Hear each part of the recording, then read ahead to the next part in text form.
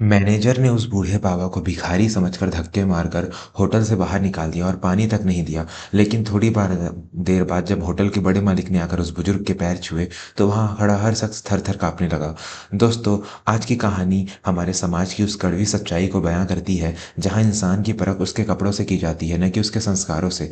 यह कहानी है वृंदावन हाइट्स की, जो शहर का सबसे मशहूर और आलीशान होटल था। संगमरमर की चमकती हुई फर्श, कांच के बड़े बड़े झूमर और वहां काम करने वाले सूट बूट पहने कर्मचारी, सब कुछ इतना भव्य था कि कोई आम इंसान वहां कदम रखने से भी पहले 10 बार सोचता था।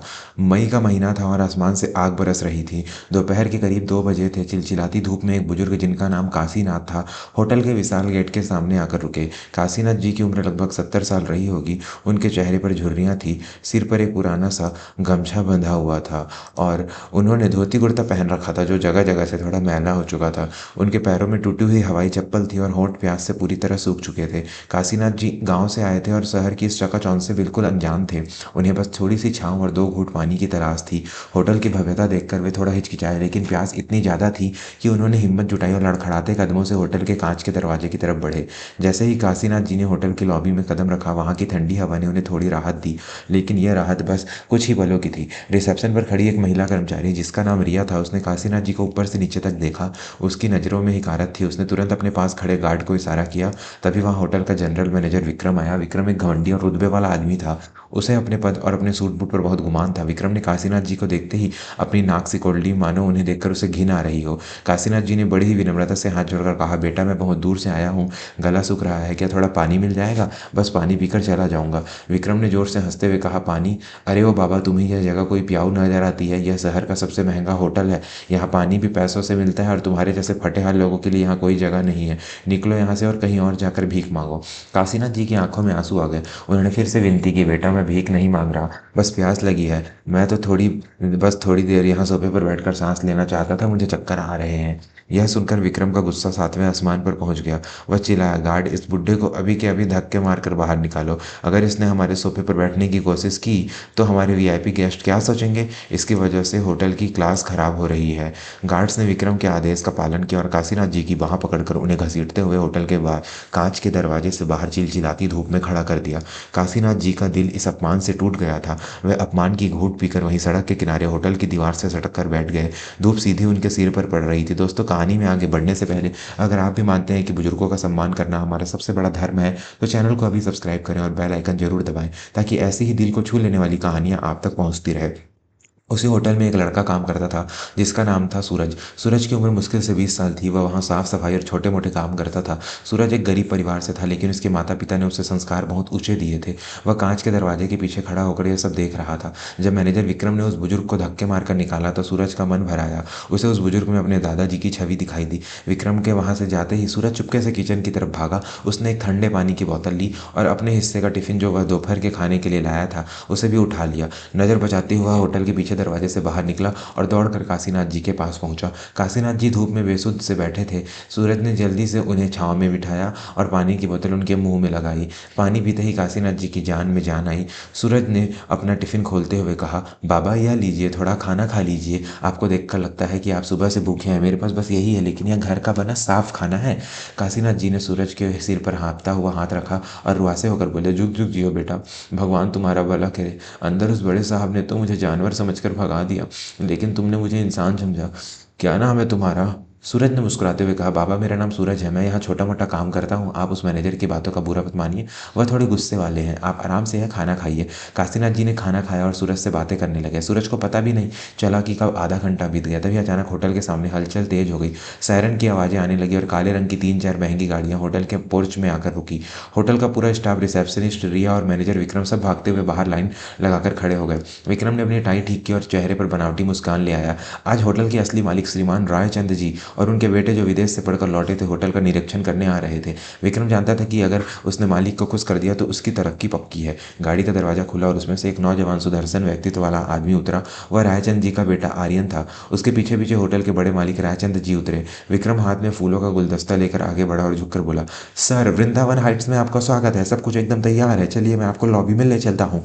लेकिन रायचंद्र जी की नज़र विक्रम या होटल की सजावट पर नहीं थी। उनकी नज़रें तो होटल के बाहर फुटपाथ के किनारे बैठे उस बूढ़े व्यक्ति पर टिक गई थी, जो एक सफाई कर्मचारी के साथ बैठा बातें कर रहा था। रायचंद्र जी के चेहरे का रंग उड़ गया। वे विक्रम की बात अनसुनी करते हुए तेजी से उस बूढ़े व्यक्ति की तरफ भागे। विक्रम और बाकी स्टाफ हैरान होकर एक दूसरे को देखने लगे कि आखिर मालिक उस भिखारी की तरफ क्यों भाग रहे हैं। रायचंद्र जी ने वहां पहुंचते ही आप देखा ना ताव सीधे उस धूल में सने बुजुर्ग के पैरों में गिर पड़े और रोते हुए बोले, पिताजी आप यहाँ, और वो भी इस हाल में, आप जमीन पर क्यों बैठे हैं? मैंने आपको कहा था ना कि मैं खुद आपको लेने गाँव आऊंगा, फिर आप अकेले क्यों चले आए? यह दृश्य देखकर मैनेजर विक्रम के पैरों तले जमीन खिसक गई। उसके माथे से पसीना छूटने लगा और गले की आवाज बंद हो गई। वह जिसे भिखारी समझकर धक्के मार रहा था वह कोई और नहीं बल्कि इस होटल के मालिक के भी पिता बाबूजी काशीनाथ थे। इन्होंने अपनी मेहनत की कमाई से इस होटल की नींव रखी थी। काशीनाथ जी ने अपने बेटे रायचंद को उठाया और शांत भाव से कहा, बेटा मैं तो बस यह देखने आया था कि जिस होटल को बनाने में मैंने अपनी पूरी जिंदगी जवानी लगा दी वहाँ अब कैसा माहौल है। मैं देखना चाहता था कि यहाँ मेहमानों के साथ कैसा व्यवहार होता है, इसलिए मैंने यह साधारण वेशभूषा बनाई थी। फिर काशीनाथ जी की नज़रें विक्रम पर गड़ी जो अब थर थर कांप रहा था। काशीनाथ जी ने उंगली उठाते हुए कहा, लेकिन मुझे दुख है बेटा, बहुत दुख है। जिस जगह की नींव मैंने अतिथि देवो भव के मंत्र पर रखी थी आज वहाँ गरीबों को धक्के मारकर निकाला जाता है। तुम्हारे इस मैनेजर ने मुझे पानी तक नहीं दिया सिर्फ इसलिए क्योंकि मेरे कपड़े मैले थे। दोस्तों कहानी के सबसे रोमांचक मोड़ पर हम आ चुके हैं। अगर आपको लगता है कि घमंड का सर हमेशा नीचा होता चाहिए तो इस वीडियो को लाइक जरूर करें। आपका एक लाइक हमें ऐसी और कहानियां बनाने का हौसला देता है। राजन जी का चेहरा गुस्से से लाल हो गया। उन्होंने मुड़कर विक्रम को देखा। उनकी आंखों में इतनी आग थी कि विक्रम वहीं घुटनों पर बैठ गया। वह गिड़गिड़ाते हुए बोला, सर सर मुझे माफ़ कर दीजिए, मुझे नहीं पता था कि आपके पिताजी हैं, मुझसे बहुत बड़ी गलती हो गई सर, मैं कसम खाता हूँ आगे से ऐसा नहीं होगा। राजन जी ने कड़क आवाज में कहा, विक्रम गलती अनजाने में होती है लेकिन जो तुमने किया वह गलती नहीं तुम्हारा अहंकार था। तुमने एक बुजुर्ग का अपमान किया है। अगर यह मेरे पिता न भी होते तो भी वह एक बुजुर्ग थे, एक इंसान थे और मेरे होटल में ऐसे पत्थर दिल व इंसान के लिए कोई जगह नहीं है जिसे इंसानियत की कद्र ना हो। विक्रम हाथ जोड़ता रहा लेकिन राजचंद जी ने तुरंत गार्ड को आदेश दिया, इसका आईडी कार्ड ले लो और इसे अभी के अभी धक्के मारकर बाहर निकालो, ठीक वैसे ही जैसे इसने मेरे पिताजी को निकाला था। You are fired. विक्रम को उसी वक्त होटल से बाहर कर दिया गया। वहां खड़ा पूरा स्टाफ सिर झुकाए खड़ा था। सबको अपनी अपनी गलतियों का एहसास हो रहा था। इसके बाद काशीनाथ जी ने सूरज के कंधे पर हाथ रखा। सूरज डरा हुआ था कि कहीं उसे भी डांट ना पड़े क्योंकि वह अपनी ड्यूटी छोड़कर बाहर आया था। लेकिन काशीनाथ जी ने मुस्कुराते हुए कहा, बेटा डरो मत, आज तुमने साबित कर दिया कि अमीर होने के लिए जेब का भरा होना जरूरी नहीं बल्कि दिल का बड़ा होना जरूरी है। तुमने अपने हिस्से का खाना मुझे खिलाया। काशीनाथ जी ने अपने बेटे से कहा, रायचंद इस लड़के ने आज मेरी जो सेवा की है वह एक बेटे की तरह थी। मैं चाहता हूँ कि इस होटल की जिम्मेदारी ऐसे ही इंसान के हाथों में हो जिसके अंदर दया और सेवा का भाव हो। राजन जी ने उसी वक्त ऐलान किया कि सूरज आज से तुम सिर्फ क्लीनिंग स्टाफ नहीं हो। तुम्हारी ईमानदारी और संस्कारों को देखते हुए मैं तुम्हें होटल मैनेजमेंट की पढ़ाई कराऊंगा और जब तुम सीखोगे तुम्हें इस होटल का सुपरवाइजर बनाया जाता है। तुम्हारी तनख्वाह आज से दुगनी होगी। सूरज की आंखों से रोशनी खुशी के आंसू छलक पड़े। उसने काशीनाथ जी और राजन जी के पैर छुए। जो स्टाफ कल तक सूरज को छोटा समझता था आज वही सब उसे बधाई दे रहे थे। उस दिन वृंदावन हाइट्स के हर कर्मचारी ने एक बहुत बड़ा सबक सीखा। उन्होंने सीखा कि किसी और के कपड़ों से उसकी औकात नहीं आपनी चाहिए। असली अमीरी बैंक बैलेंस में नहीं बल्कि अच्छे संस्कारों में होती है। काशीनाथ जी ने फिर से अपनी कुर्सी संभाली नहीं बल्कि गांव लौट गए। लेकिन जाते जाते उन्होंने होटल के मुख्य द्वार पर एक बड़ा बोर्ड लगवा दिया जिस पर लिखा था, यहाँ इंसान का स्वागत होता है उसके कपड़ों का नहीं। निष्कर्ष और सीख। दोस्तों इस कहानी से हमें यही सीख मिलती है कि घमंड एक न एक दिन चकनाचूर जरूर होता है।